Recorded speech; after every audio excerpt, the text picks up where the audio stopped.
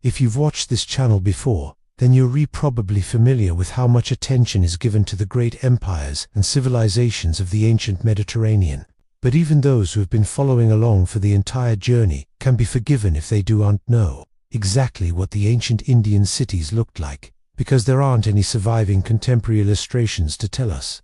Luckily, though, we do have plenty of archaeological evidence to paint a picture of the average ancient Indian city, so let's take a closer look at it now.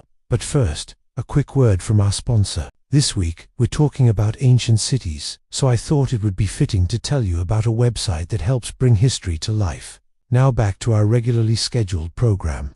You'd probably be hard-pressed to find anyone who doesn't recognize the name Rome, and since it's generally considered one of the most important cities in the history of Western civilization, there's no shortage of images and illustrations showing what it might have looked like in its heyday. We have no trouble imagining what daily life was like in ancient Rome, thanks in part to the work of 19th-century archaeologist and artist Giovanni Battista Piranesi, whose meticulously detailed drawings and etchings capture the grandeur of the Roman Forum and other famous sites.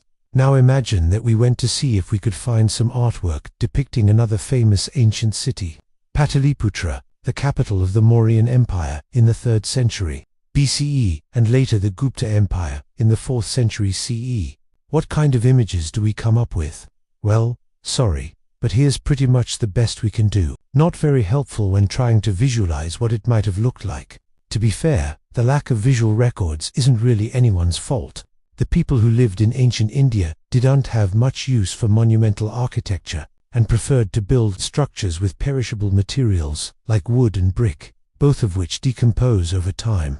Even stone structures were usually demolished rather than allowed to fall into disrepair, leaving few traces of what once stood in their place. What we have managed to recover is mostly made up of coins, inscriptions, fragmented pottery, and the occasional pillar with an elaborate design carved into it. While these artifacts give us lots of valuable information about ancient India, they don't necessarily help us to visualize what a city might have looked like. However, we do have some descriptions left by travelers, historians and poets, giving us a few clues as to what the average ancient Indian city might have looked like. Along with archaeological evidence, these first-hand accounts allow us to fill in some of the blanks and construct a picture of what a typical ancient Indian city might have looked like.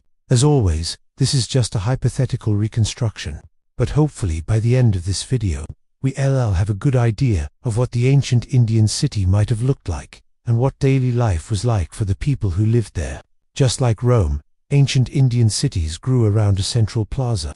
This core area contained government buildings, temples, public spaces and merchant stalls. There was also a large market where farmers and artisans from the surrounding countryside brought their goods to sell. These marketplaces were buzzing hubs of activity, filled with vendors hawking their wares and customers bargaining for the best deals. The air was thick with the smell of spices, fresh produce and livestock, making it a feast for the senses. As the empire grew wealthier, more and more permanent structures were built in the marketplace. Roofed colonnades provided shade from the hot sun, and stalls became larger and more ornate. However, not everyone was happy with the increasing commercialization of the city center. Some residents complained that the noise and crowds were becoming unbearable. Others argued that the focus on trade and commerce was taking away from the spiritual and cultural heart of the city. To appease these concerns, city planners began to designate certain areas as quiet zones, where merchants were forbidden from setting up shop and vendors had to keep their voices down. Still, the tension between the desire for economic prosperity and the need for peace and quiet would continue to be a problem for city leaders throughout history. In addition to the marketplace, ancient Indian cities typically featured a number of other structures that defined everyday life. There were taverns where weary travelers could rest their heads, docks where boats were loaded and unloaded, and public baths where people could socialize while getting clean. The streets themselves were often lined with shops and homes, creating a bustling, vibrant atmosphere. Life in an ancient Indian city was not without its challenges. However, crime and poverty were common problems, as were outbreaks of disease. Nevertheless, the energy and excitement of urban life drew people in and cities continued to grow and thrive. While the structures mentioned so far would have contributed to the hustle and bustle of the ancient Indian city, there's one feature that should be emphasized: step wells, also known as boli, These monumental wells were an essential part of city life, providing both a source of fresh water and a place for people to gather. The most famous example of a stepwell is the Rani Kivov, located in the small village of Rani Kivov in Gujarat. Built in the 11th century CE, this stepwell is a marvel of Indian architecture, featuring intricate carvings and decorations. It was constructed as a memorial to a queen, Rani, who died in childbirth. Over the years, the Rani Kivov fell into disuse and was eventually covered over. However, it was rediscovered in the 1940s and has since been restored. Today, it is a popular tourist destination, attracting visitors from all over the world who come to admire its beauty and learn about its history. Stepwells were typically constructed near the center of town and were decorated with religious carvings and figures. They also served as a meeting place for locals, who would come together to socialize or conduct business. In addition to their social function, stepwells also played an important role in the economy of the city. They provided a place for merchants to store their goods and also served as a convenient spot for trading. The presence of a stepwell in an ancient Indian city would have been a major asset, helping to make it a desirable place to live and do business. We can thank the Indus Valley Civilization for introducing stepwells as a common feature in urban planning.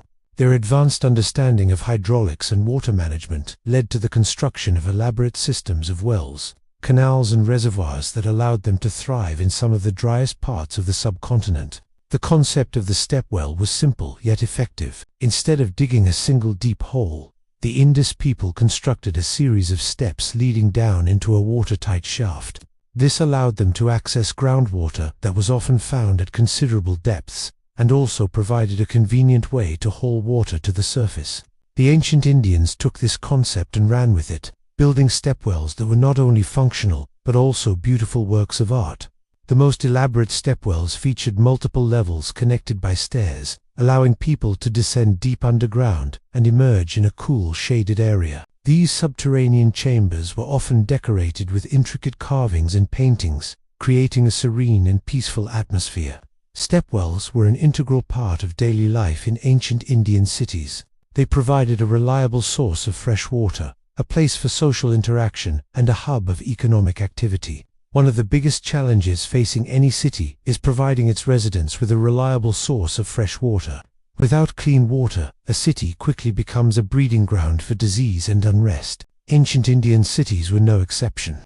However, the people of these cities were ingenious in their approach to solving this problem. They developed sophisticated systems of terracotta pipelines, aqueducts, and public fountains that brought water from distant rivers and springs right to the center of town. For example, the ancient city of Hastinapura was situated on the banks of the Yamuna River, but its water supply was unreliable due to seasonal flooding. To solve this problem, the residents of Hastinapura constructed a series of canals and reservoirs that diverted water from the river during times of heavy rainfall and stored it for use during the dry season. Similarly, the city of Pataliputra was built on the banks of the Ganges River, but its water supply was contaminated by human and animal waste. To address this issue, the city's engineers built a series of aqueducts that brought fresh water from a nearby spring to the city center. The water was then distributed to public fountains and household taps, ensuring that every citizen had access to clean water. These advanced systems of water management allowed ancient Indian cities to flourish in some of the harshest environments on the subcontinent. They also played a key role in maintaining public health and preventing disease outbreaks. By studying these ancient techniques, we can learn how to better manage our own water resources today. So what do you think? Does this look like a city you'd like to have visited? Or do you wish we'd talked about another aspect of ancient Indian life? Let us know your thoughts, and thank you for watching.